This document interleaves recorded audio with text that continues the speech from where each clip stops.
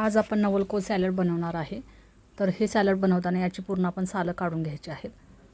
सालं काढल्यानंतर हे आपण किसणीवरती किसायचं आहे.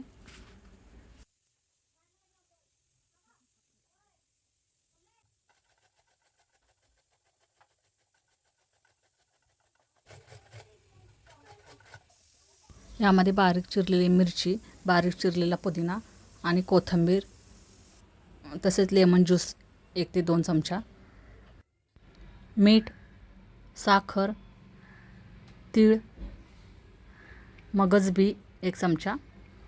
आता हे सर्व आपण मिश्रण एकत्र करायचं आहे.